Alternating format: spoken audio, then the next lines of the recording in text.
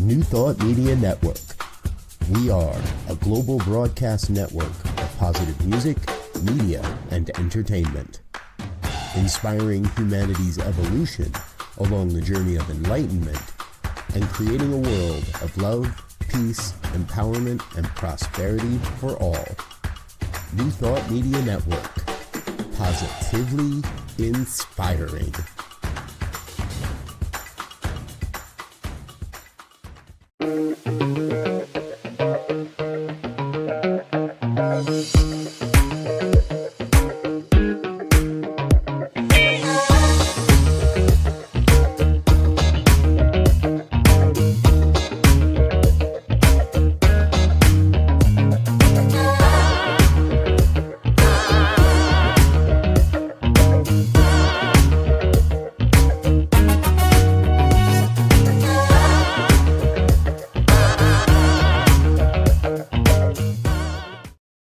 And hello again, dear ones. Dr. Robert with you over here. Rev Z right here. And Rev Cindy G right here. And this is New Thought Today for today, April 22nd, 2025. Happy Earth Day, everybody, first and foremost. Anybody know offhand how many years this is? I don't remember when Earth Day started. It started in 1970. 70. Okay. So we're at 55. Yep. 55. There we go. That's a good power number. Yep. We can take that. Maybe that means this is the year we actually do some work towards healing the planet. Wouldn't that be something? Wouldn't that be something? Wouldn't that be something? I don't know. We didn't sound too convinced there, did we, folks? As they say, let's do it. Okay, let's do it. So let's get back on track here, folks. It's Tuesday. It's New Thought Today. And our special guest today is all the way from Ocala, Florida, the Reverend Cindy Grimes. Hello, Reverend Cindy. Welcome back. You've been with us a couple other times on this program. Going back to the early days, I went back to the archives, and your first appearance here with us was in September of 2021, which must have been like right after we met each other. Probably. It's been a minute. I can't get, that's hard to believe it's been that long. Yeah. There was, a pandemic in between there too. So. That was the height of it. Yes, exactly. So a bit of a time warp. But give all of our viewers a quick recap and a quick reminder. Tell us a little bit about you and who you are and where you are in the world and how you got here, and then we'll get into the juicy good stuff. Wow, how much time you got? We officially have 4 minutes left. Yes. All right. So I come from the sunny state of Florida. I live in North Central Florida in Ocala, and I have a pulpit ministry in Ocala, Florida that is a little bit different than a lot of traditional ministries. And I have also a focus ministry. And so what we're doing a little bit differently in Ocala is using that idea of being a center for spiritual living, kind of like a community center. So it evolved out of COVID and not being able to do things quite the same way that we did. And of course, coming back, we were at a skeleton of what we had been. And so it was a good opportunity to kind of recreate ourselves. And so every week is a different focus. We have our themes. Sometimes we go along with the themes from home office. Sometimes we make up our own. But the first week of the month, we focus on spiritual practice. So you may come in on a Sunday morning and it could be feng shui, it could be conscious breathing, could be a sound bath. Any number of things, but it's interactive.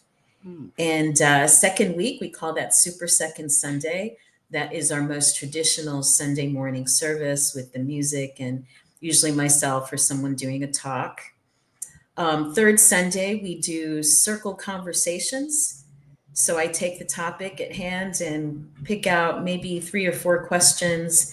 I do a short overview and we break out into small groups and everyone discusses those circle questions. And it's not really a discussion. It's more like, here's the topic. let's hear from your perspective and your perspective and your perspective. And so it broadens everyone's understanding of what we're talking about. And then the fourth Sunday, our focus is on building the beloved community. And so it's yes, what we need, right? Yes. What we need. And so that's more of a like a podcast type format where myself and other folks will come and just have a conversation so people can be involved or not, because most people are used to going to church and sitting and being fed. All right, like sit Right. back and I take care of you. And I really did not want that kind of a community. I raised 3 kids. I got some grandbabies, and it's like, been there, done that. I have fed enough people. Here's the buffet. Here is Right. the buffet. Here are your plates. Come and serve yourself. Yeah. Beautiful. And it's a potluck because you get to bring stuff too. Nice. Now, So, see, I'm convinced if there's food involved, your participation goes up by 20, 25% easy. Once always. people know there's food involved, and that's part of what we're doing in Boulder Valley, is looking to try to get the word out that we've got the best potluck in Boulder Valley. And it happens once a month, and you got to come for the service first. But if you come for the service, we've got the best potluck in town, so come join us for that. Yeah, people love a potluck, and I'm kidding about that. I really, one of my love languages is feeding people. So Right. if we have events or things like that, I love to cook and take care of people that way. So that is one part of my ministry. Then the other part of my ministry is in the world of peace building. And I've been trained through the River Phoenix Center for Peace Building. I did a immersion training with them back in 2018 that dovetailed really beautifully with the work I had done in social services and working with organizations within the state of Florida under the umbrella of child welfare. So in one of my lives, I was investigator with Department of Children and Families, and I was a social worker helping to keep families out of the system. And then I was a trainer teaching folks ways to really protect children and strengthen families. And that was what I was doing when I started the ministerial program. And then I became a minister and met this woman, Heart Phoenix, who, if you know the name River Phoenix and Joaquin Phoenix, Right. she is their mother. And so Heart had a peace building center in Gainesville, which is the next town over.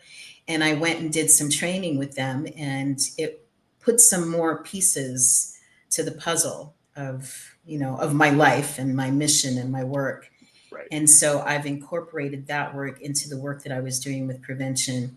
And so I offer trainings and, actually created a nonprofit out of that called Circle Up Center for Practical Peace Building.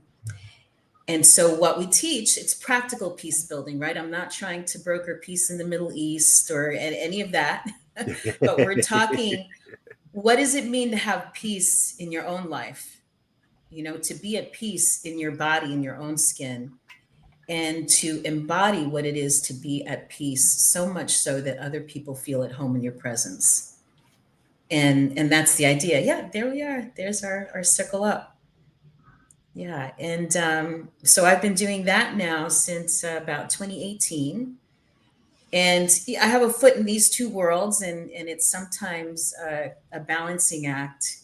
It's all the time a balancing act. What am I saying? Not sometimes, but all the time. Sometimes feels more intense than others. The juggling is a little more difficult. But and that is in flux now too. That is changing, because when I started the peace building work, I was thinking mostly about approaching systems, like teaching teachers and school administrators the principles of peace building, which to me is number one, emotional self-regulation, right? Like understanding your emotional state and then being able to self-regulate, and then understanding what other people are going through so that we can play nice together. So Mm-hmm. lost my train of thought there for a moment, but so we were systems. I was thinking about systems primarily, like law enforcement and schools and universities and different businesses. And now, with the political climate being what it is, and the fact that a lot of our money for training came from DEI programs, from diversity, equity, inclusion programs. So all of that funding has now dried up. So there has to be other ways for us to engage our community. And so, I'm doing the visioning and and a lot of prayer work and a lot of meditation to see what the new direction is going to be for this peace building work, and how to continue to share it with other communities, including New Thought spiritual communities. So this is my spiritual activism, Yeah. is teaching people how to really be a beneficial presence in the world, Yeah. beyond thoughts and prayers, which we know we all need, right? But where the rubber meets the road, Mm-hmm. in those difficult Mm-hmm. conversations, in those difficult relationships, when a conflict comes up, how do we not deny it, not run the other way, but look at it and say, I see you, I know what this is, and I'm not afraid. Or maybe I am a little afraid, but I'm going to have some courage and walk toward the Mm-hmm. Mm-hmm. situation, go through Yeah. it, knowing that we're going to come out on the other side stronger. So that's what I teach. You yeah, and you make a great point in the system or the systemic way of things, if you will, working with systems, and because it is very apparent that all these systems pick an environment, whether it's your physical body or the town you live in or the global uh, atmosphere, if you will. There are systems that always work together. There's no system working isolated, and so the ability to teach peace and to highlight the interrelatedness of systems, there has to be a peaceful coexistence and relationship for these systems to work properly and things not to be left out, if you will. And I think uh, this idea of systems is being highlighted very succinctly right now, because as you were saying about your some of your funding, as these DEIB programs start hitting these different areas of our lives, we see how they begin not only to slow down or collapse, we begin to see all of the other systems or things that they're connected to. Like, um, there's the big thing now about the money being taken away from Harvard, 2 billion plus whatever the number is. But what they failed to mention is the interrelatedness of the person who did some of the early DNA sequencing, came out of that program. The person who is very sharp and one of the key people in gene CRISPRing, and people come out on different sides, but these people came out of that program doing to help humanity. And so now those things are going to be lessened because we don't understand the relationship of systems and peace and coexistence of systems. So I love that, and I applaud you for that work. Especially being from Florida, and understanding you're in Ocala and Gainesville, I understand those areas very, very well. So yeah, so I applaud you on that for sure. Thank you. Thank you. I guess it's what I was born to do. I'm born under the sign of Libra, which is the peace builder.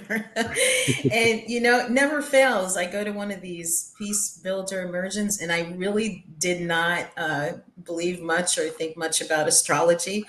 And always half the room is full of people born in October under the sign of Libra. It's really fascinating.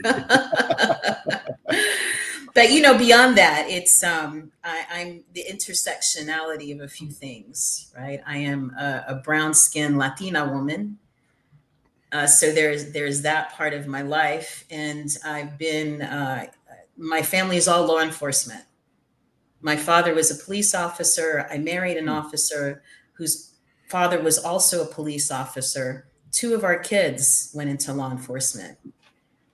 And so there's all of that kind of I don't know, mix of things in there. And it's really, you know, I love police officers. I've loved these folks. I love people who are running toward the danger while everybody else is going the other direction. So many of our first responders, you know, people who will put their own lives on the line for others. And so all of the discord and the conflict that is going on between Black and brown people and law enforcement hits me in a really deep way. And I think every time a law enforcement officer abuses their power, steps out of line, it puts a big target on the backs of people that I love. Right.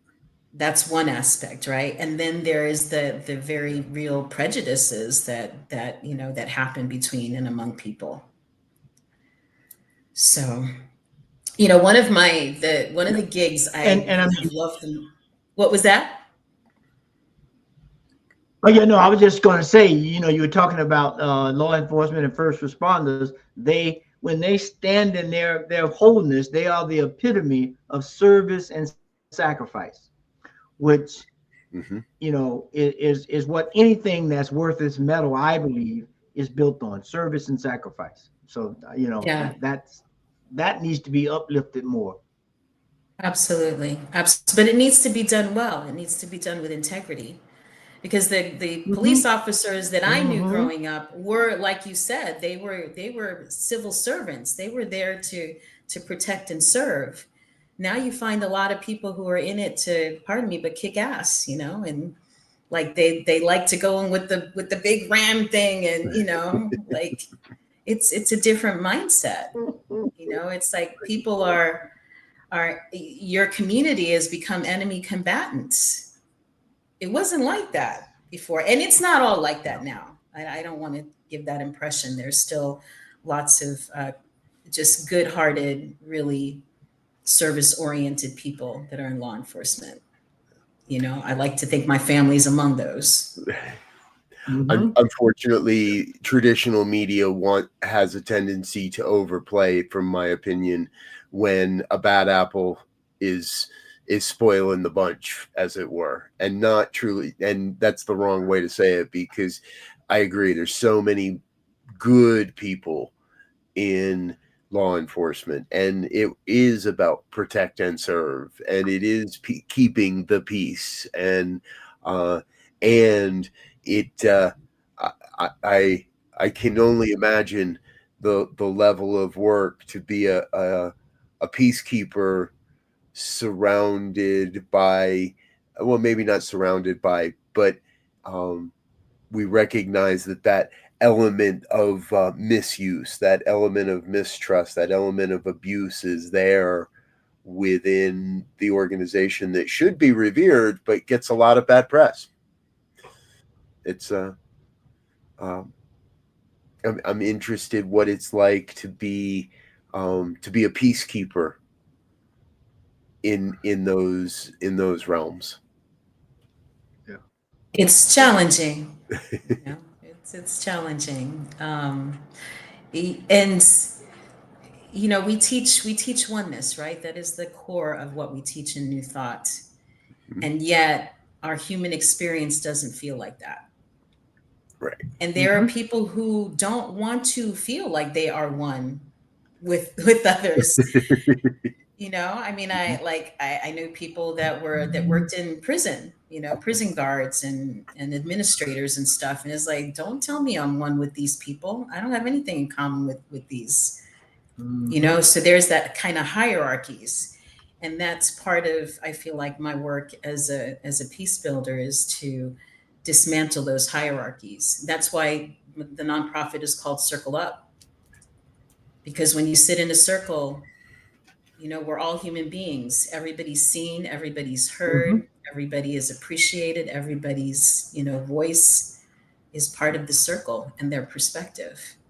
So I think that's very important for me. Right.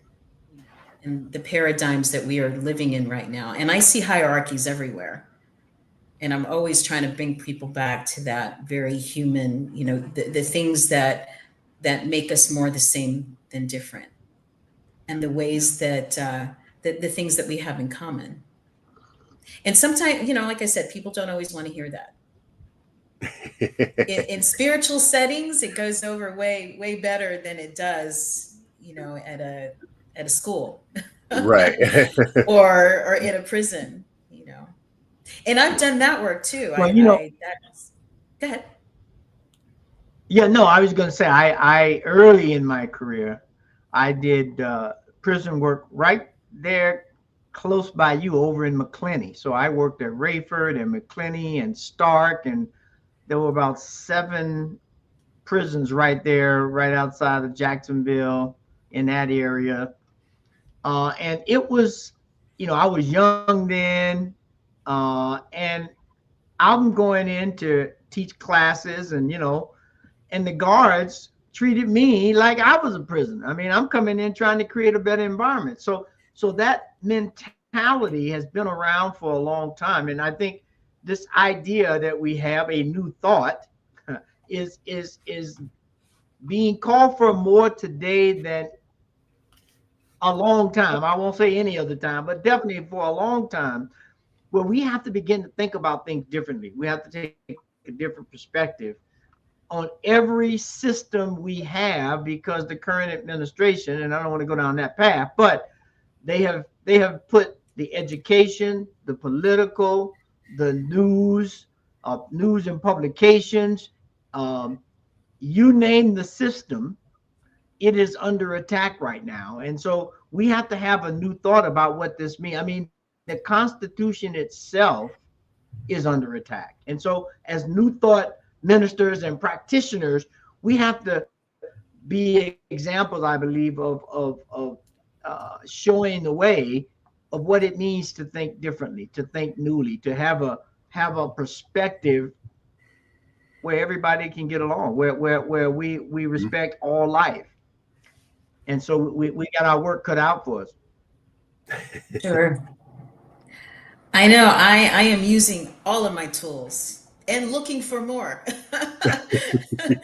because this is, it's distressing. It's really, really distressing. Oh, so another one of my intersectionalities is being somebody who is very progressive in a family and the community of conservatives. Way on the other side. And these are people I love and care about. I'm not ready to write off family members. And a lot of people do that. A lot of people can do that, but that's not what I'm about. And so that's part of why I teach and why I do the work that I do, because I want to be able to be in relationship with people who may think very differently than me and still be able to find that common ground. And can we still love and respect one another, even though we may not believe the same thing? I think that's a big part of the solution to me, you're hitting on all cylinders, right? We're creating circles of people that are not talking at each other, but talking with each other. We're creating circles where it's safe to be a liberal or a conservative. We're creating circles where it's where people feel they're being heard. Because I don't know anybody's mind that's ever been changed by Facebook. By screaming out your opinions on Facebook. Gave that up a long time ago. But opportunities to, and I think what you're saying is also really, really important, not write the other side off, not write people off. It doesn't mean that we are, it doesn't mean that we're abandoning our values. It doesn't mean that we're abandoning our belief system to plumb the depths of what's going on in our culture, in our society. But we've got to come from it. And again, I'm swinging back. Right? We got to come to it from a peaceful consciousness. Absolutely. A peaceful attitude. And And folks, we do have to come at it from the perspective of our partners and our sponsors and our all those folks. So we're going to take a couple of quick minutes here to let you know a little bit more about what's going on at New Thought Media Network and say hello to some of those sponsors. But we've got a lot more coming up with Reverend Cindy Cotto Grimes. Please stay with us. Join us. Don't go anywhere. Hit the like, share, subscribe buttons while we're doing the break. And we're going to come back and talk more about peace building in just a moment. Are you passionate about media, storytelling, and making a difference? Welcome to New Thought Media Network, where your voice matters. We amplify diverse voices and share impactful stories. Join us in our mission. We are a nonprofit organization dedicated to creativity and community, looking for enthusiastic volunteers who want to be part of something bigger, learn, grow, and collaborate in various aspects of media production. Incredible support and camaraderie await you here. Your contributions will help us create powerful content that resonates with audiences and drives social change. Ready to make a difference? Visit our website www.ntmedia.org to learn more about volunteer opportunities and how you can get involved.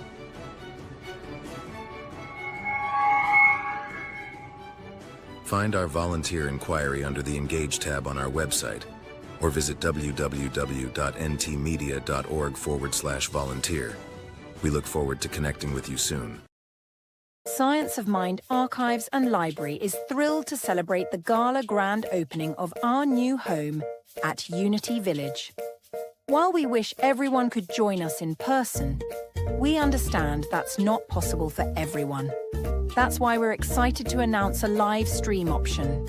Tune in to our YouTube channel on Friday, April 25th at 6 p.m. Central Time for an unforgettable evening featuring a keynote address from Reverend Dr. Jesse Jennings, musical inspiration with Karen Drucker, and the spiritual leader of Centers for Spiritual Living, Reverend Dr. Sonny Cantrell Smith, and the spirit of Reverend Dr. Ernest Holmes. Including exclusive content you won't want to miss. Grab your virtual ticket to this amazing event today with a $25 donation. Sign up today at www.scienceofmindarchives.com. And we're back with more of New Thought today here on the New Thought Media Network. I'm Dr. Robert, my co-host, Reverend Elzia, and our special guest, Reverend Cindy Grimes, all the way from Ocala, Florida. If you're just joining us and wonder what you're stumbled into, well, it's a conversation around peace and a conversation around peace building. And Reverend Cindy, I think that's probably the question I hear the most so often recently. It's really, how can I make a difference? How can one person be a part of a solution when it does appear that and let's be real, we are there is an avalanche of misinformation, of change, of things that we don't. Some people do understand, some people don't. I hear that one all the time. I just can't understand how anybody could think that way. And I really do believe we're all striving to find that place of peace in the chaos that is our lives right now. And so I'm going to throw that to you and let you tell us what we should be doing here. Well, I think one of the really important things is just even defining what we're talking about. Even a word like peace, like it may mean one thing to you, it may mean something different to me or to Reverend Z. So, that's part of what we do in the first, I have a 12-session curriculum that I've created. And the very first one is talking about, what is that? What does that mean to be at peace? Does that mean that you never argue? Does that mean there's never a conflict? I don't think that's the case. To me, certainly, it's not violence. It never involves violence. But there are even levels of violence. So peace is not just the absence of violence. Peace is being able to deal with the circumstances and the situations of life and be able to stand in your own truth. That's part of what peace means to me.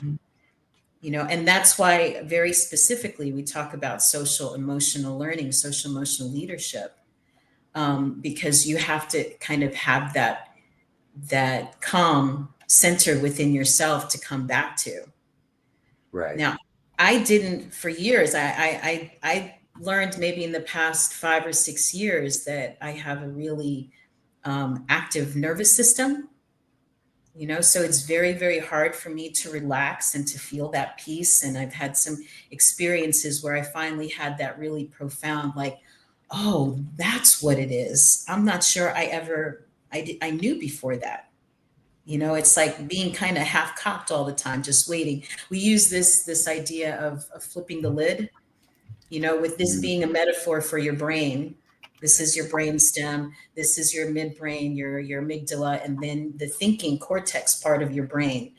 And a trigger, something may happen, something that sets you off, and you flip your lid. So I use that metaphor. And when you flip your lid, the thinking part of your brain is no longer online. If you've ever been so scared or so angry that you lose the capacity to speak clearly, Yep. right? You don't even know your kid's name. Right? You. I used to, when my kids were little, I'd have to lock myself and put myself in my room, and then I would go in the bathroom so I could just have a moment to just calm down. Mommy needs a timeout. I can deal with whatever is going on here. If there's any parents out there that haven't locked themselves in a bathroom at some point, it'll happen. Don't worry. So that to me is practical peace building, is how do you keep yourself, in check when things are happening all around you, when your emotions are going what's your calm, what's your center, and how do you do that? So in this curriculum I teach, the first foundational things is stuff like trust. And I mean, from the inside out, right? Trusting spirit, trusting that they're in this power, this thing that's bigger than all of us, that got us here, right? We live and move and have our being in spirit. So therefore, my being here is not an accident, right? And I know that I have everything that I need to get through whatever's in front of me. And there's a trust, there's a faith that goes with that. So faith or trust in God, and then faith and trust in ourselves, that we have what we need to move forward. And then we can look at the world outside and say, okay, this is for me, or this is not for me, or I can trust this person, or I can't trust this person, or whatever. But trust is it's profound, as is respect. That's another thing. You want to escalate a situation, disrespect somebody and see how fast things escalate, right? Respect yourself. You have to respect yourself, and then you respect other people. It's knowing your boundaries. It's knowing those lines that you don't allow people to cross, and that you don't cross either. And one of those lines that I think is so, so very important is in never dehumanizing another person or allowing the dehumanization of another person. Right. Because that's a slippery slope. Yeah. Right. And so we have to be careful of. Well, and mm-hmm. and I think for me, the key thing to trust is value, right? In that, if I don't value something, or if there's no, and it's a kind of integral relationship. If there's no value, I don't trust it. Or if I don't trust it, it doesn't have any value. And so this whole idea of how do we value things, whether it's our value system, how we value ourselves, because it gives someone the ability to build trust, to build intimacy, if you will, in terms of really getting to know somebody at a deep level. Because I think at the end of the day, if I don't know you, you're going to have little value to me, and I'm not going to necessarily trust you. But if we could begin to have, as you have in your circles, these opportunities for people to be vulnerable and for people, to build trust. Vulnerability, I've found, build trust quicker and faster and more deeper than anything else, because now I can see my life in your life, or vice versa, or your challenges in my challenge, or celebrations in mine. And so now we have the beginning of things that allow us to connect, to bond, to be able to talk about difficult subjects, because I know we have something in common, and now we can do the dance to figure it out. I'm kind of reminded that the best time to do this work was 30 years ago. And the second best time to do this work is today. Is today. Is right? now, right? Because they're all interrelated. Yeah, you want to disrespect me, we're going to have a problem. And no quicker way to disrespect someone than to dehumanize them.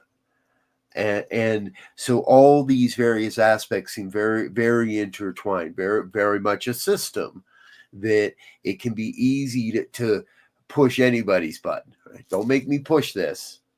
Truthfully, only I can push my buttons, but I'm going to let you make me push it. I'm going to give you a reason to, if there's any of these various things. If I haven't built trust with you, if I don't see value in what it is that we're doing or what you're trying to do, if you're dehumanizing and all these various aspects.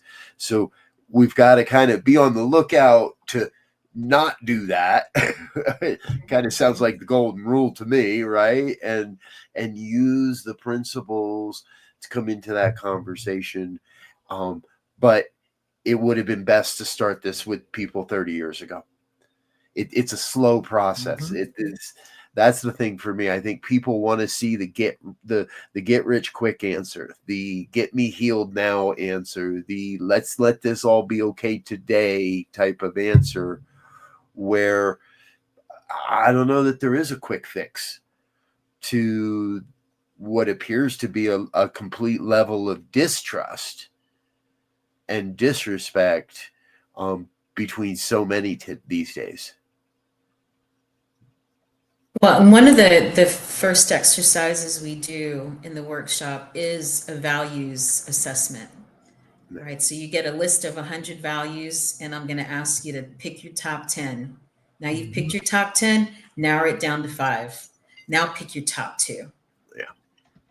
And that's what you live your life around. And then there's the integrity of staying with that. And, if you're on this human journey, you're going to fall off. We all do. But at least you know what your North Star is. And that's how you can stay. You can bring yourself back to, one of my top values is wholeheartedness. And I chose that because wholeheartedness encompasses a lot of things in my mind, right? Mm-hmm. Wholeheartedness is courage. It's compassion. It's speaking your truth. It's a lot of stuff. Right. So when I do things, and sometimes I get triggered, and I've written many an email. I start a letter or I write an email, and then I have to set it down for a little bit. And then I come back and I'm like, wow, is this wholehearted? Is this really what I want to put out there? And then I delete or else I show it to my husband, and say, honey, take a look at this before I send this out. And he'll call me out. He'll say, now this, I know you, and I know this is not what you really want to put out there. You might want to think about this. Mm-hmm. Right. I try to look at those from how would I feel if I got that email? Mm-hmm. If that was my name in the email and it was where I messed up or where I dropped the ball or something or didn't or whatever, right? But how would I feel if I received that one? And I've probably deleted more of those types of emails than I ever really sent. So thank you. Yeah, it's a great example. And here's the thing, a novel idea.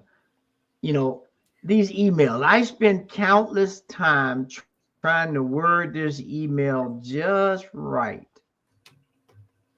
I need to send the email, but it's so awkward trying to write an email because you don't know what's going to trigger someone. Now, I may trigger you in person, but I got room to negotiate and navigate that. If I send an email, I have no interaction or no clue of how you received it.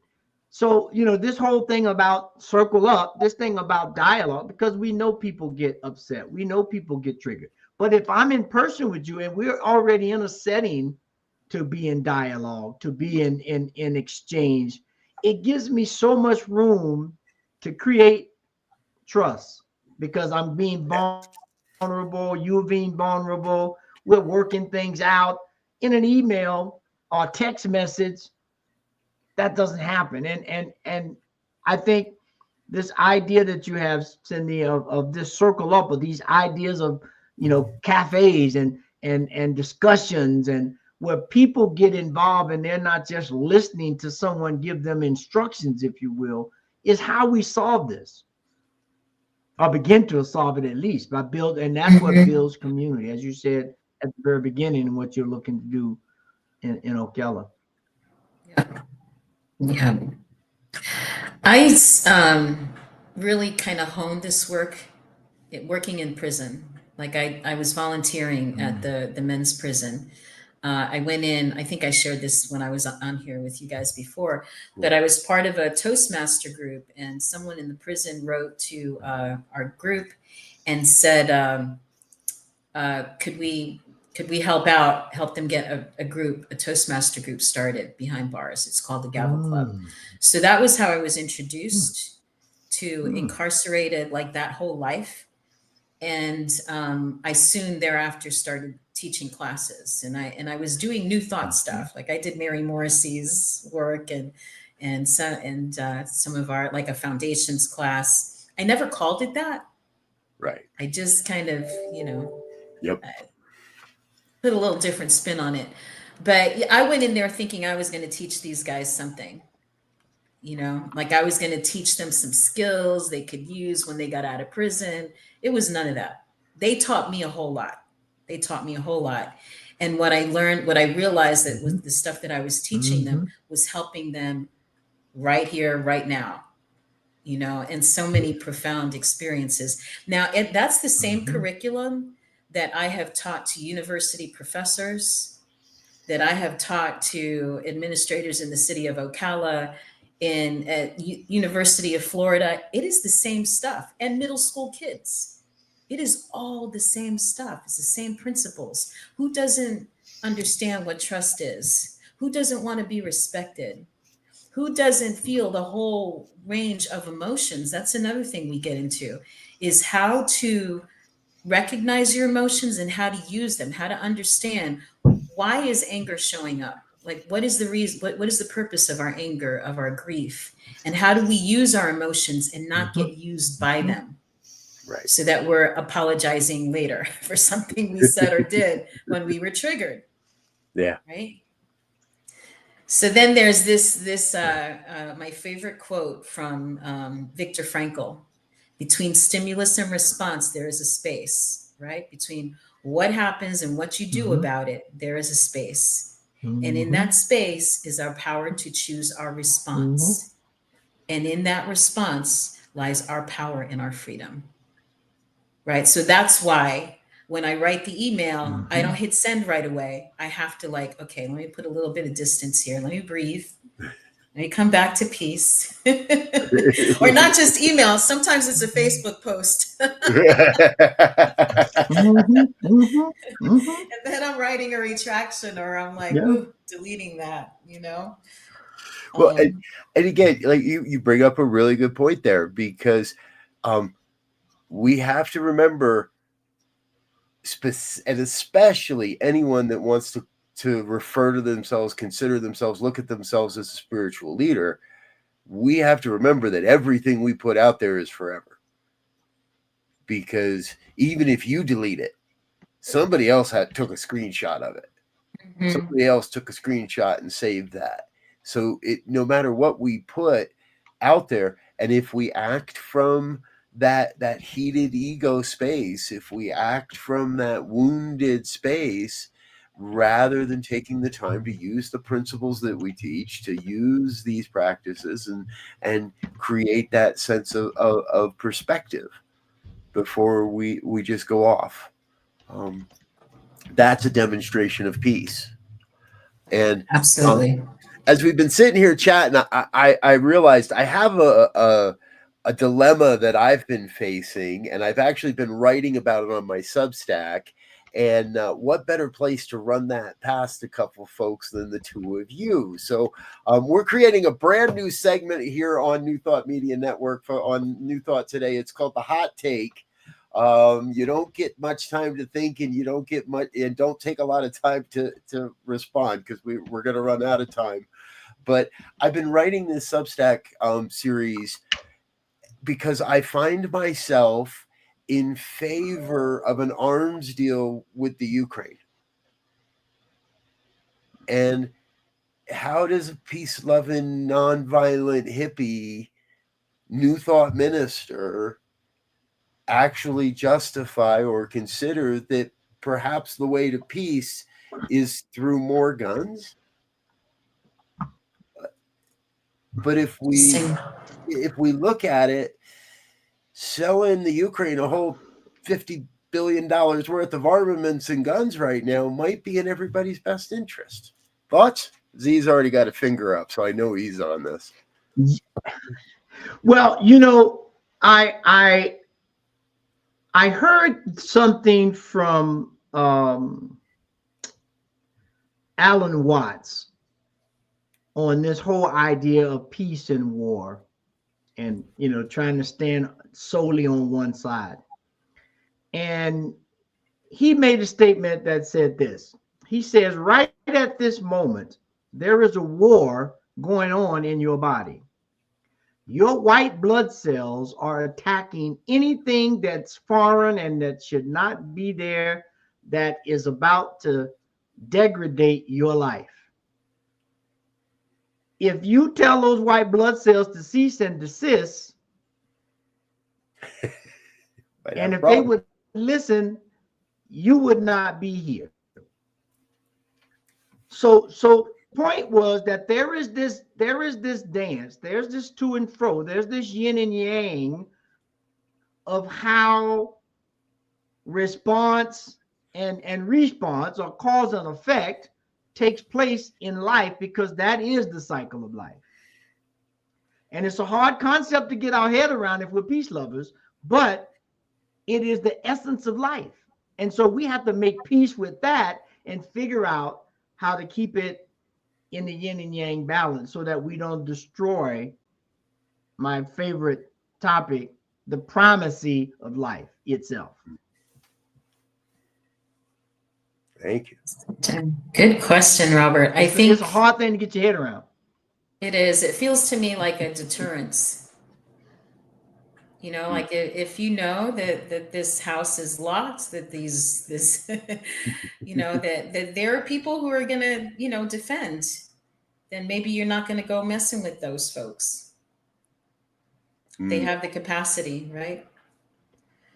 When I had 3 kids, my middle one is the only girl, and of my 3 children, she was the one that she also wanted to be a martial artist. Okay. Like, she decided when she was 6 years old, she said, I want to go to karate. So, well, do you really, like, how serious are you? What do you see yourself doing? She says, I'm going to do it till I have those 5 things on my black belt. I said, all right. And she has a way, my daughter has a way of carrying herself that people don't mess with her. She doesn't, she can lay somebody out if she needs to, but she doesn't have to. And maybe it's just that confidence, just that thing of knowing that if I need to stand up for myself, I can. Right. And I will. Right. But then she doesn't have to do it. Well, that's the interesting. Okay, of course, now you stepped on a pet peeve, not pet peeve, but a passion of mine. What style of martial arts, if you don't mind me asking? And then the second thing is the whole system of martial arts is about value and respect and understanding your environment as a fellow martial artist. So inherent in that training the theory is two martial artists, regardless of what system they're in, if they're masters, theoretically they will always end in a tie, because they understand the holistic way of life. And so because I'm using X and you're using Y, that's okay, because the counters and the parries and the blocks are all in the system to keep that balance. I don't remember the form of karate, So but I it was can carry karate. myself upright. I can be appear. Okay. There is something, I don't remember the quote, but Love it's that we there are times when we are called to take sides. We cannot be neutral in certain situations, because to be neutral is to give over to the oppressor. Right. And this is not a time for neutrality. I don't think. I think this is a time for us to stand in truth and principle, and be a stand for oneness and inclusivity and love. I mean, love and compassion, that is the magic elixir. Right. My training is all around the hero's journey, and how the hero, they leave home and they go through all of their dramas and traumas, and they meet friends and foes, and they have their challenges, but they have that moment where they come into their own, and they drink the magic potion, they click the shoes together, whatever, they find their power. Our power is compassion. Our power is compassion for ourselves and for others. And so by loving and having compassion for myself, I'm not going to let you step on me. I'm not going to let you disrespect me or mistreat me, because I love me. Yeah. Right? I've long believed that if we teach love and we teach oneness, and if love doesn't stand up into the injustices in our world, then what good is love at that point? Yeah. What are we doing? Folks, we do need to take another real quick break, and we're gonna hold that, Z. We're gonna take another quick break, say hello to our sponsors and our donors, but we are coming back. We've got just a little bit more time, so we'll get to our final thoughts here in just a minute. Stay with us. We'll be right back after this. Please help us say thank you to our organizational sponsors, including the Hefferland Foundation, Affiliated New Thought Network, International New Thought Alliance, Science of Mind Archives and Library Foundation, Center for Spiritual Living Denver, Center for Spiritual Living Midtown, New Thought Philadelphia, Planned Happiness Institute, Summit Center for Spiritual Living, One Heart Retreats, Center for Spiritual Living on the Lake, Unity Kitchener, Unity Spiritual Center Ottawa, Om Center for Spiritual Living, Satya Center, Begin Within Ministries, Center for Spiritual Living North Jersey, Unity of Savannah, and the Center for Spiritual Living Seattle, as well as all of our individual donors.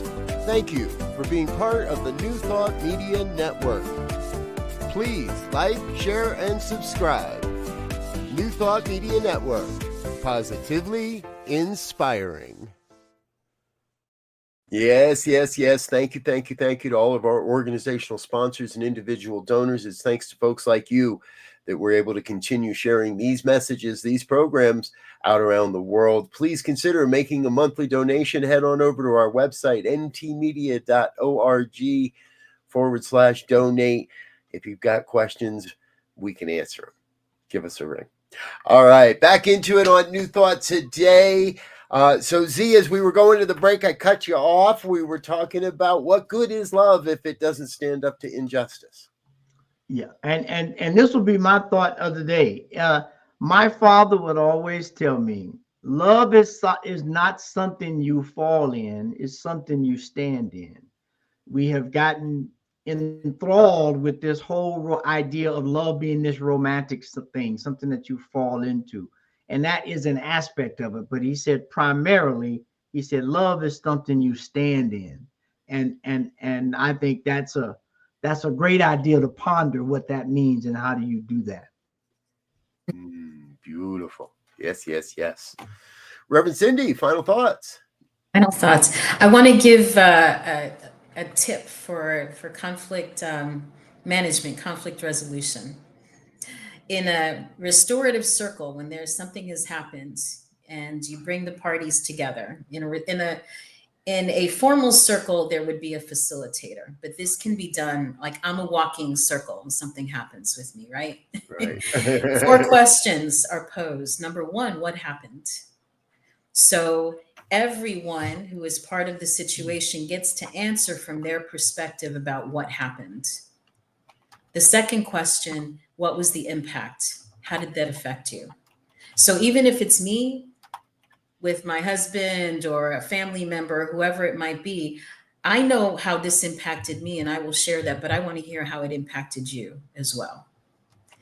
The third question is, how do we fix it?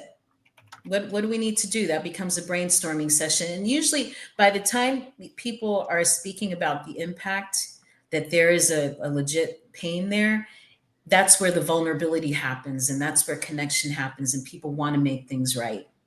And then the last question is, how do we keep it from happening again? 4 simple things, no matter what is happening in your world, who it's with, what happened, what was the impact, how do we fix it, how do we keep it from happening again? I don't know what's ringing in here, but sorry about that. Not a worries. There we go. You strung a chord of truth in this responding. That's what's happening. I guess so. And the impact is negligible, so I'm not worried about fixing it. It's all good. Thank you. Thank you so much, Reverend Cindy. I know we don't have you on all that often, but I'm hoping you'll come back again and again, and we'll have you on a little more often that way. I would love to come back again. Wonderful. Thank you. You guys so generous with your time and your wisdom, your sharing. I just appreciate what you do on behalf of New Thought communities everywhere. Like you're right on the cutting edge, bringing us things in new ways. And I mean, you're saying I'm so far, but to me, y'all are far too. You're in Colorado, Robert? Yep. And Z, are you in Colorado as well? Yeah. Oh, so I am the outlier, huh? You're one of the inliers, I think. We need a better term there, but yes, you're on the inside of the circle, and you know that's my final thought to wrap this all up today is we need to build more circles.